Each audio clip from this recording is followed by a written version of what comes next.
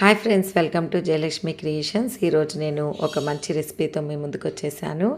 వీటిల్ని తామర గడ్డలు లేదా తామర వేర్లు అంటారు. ఇవి చెరువుల్లో ఉంటాయి. చెరువులు ఎండిపోయిన తర్వాత వీటిల్ని కొంచెం లోతుగా తవ్వి తీస్తారు. ఇవి చాలా అరుదుగా దొరుకుతాయి.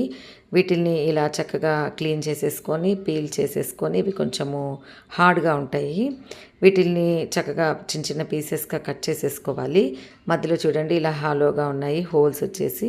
నెక్స్ట్ కొంచెం వాటర్ తీసుకొని అందులో సాల్ట్ వేసి మనము ఒక 4-5 విజిల్స్ రానివ్వాలి మెత్తగా ఉడకాలంటే. నెక్స్ట్ మనం ఇలాగా తాలింపు చేసేసుకొని దాని లోపల ఈ ఉడికిచ్చిన గడ్డలు వేసేసుకొని జస్ట్ అలా పసుపు తర్వాత వచ్చేసి కొబ్బరి కారం వేసి ఫ్రై చేసుకుంటే యమ్మీగా ఉండేటువంటి టేస్టీ ఫుడ్ రెడీ అయిపోతుంది. ఇది డైట్ చేసే వాళ్ళకి చాలా మంచిది, హార్ట్కి కూడా చాలా మంచిది, బ్లడ్ సర్క్యులేషన్కి బాగా యూస్ అవుతుంది. దీనిలో ఎక్కువ ఫైబర్ ఉంటుంది.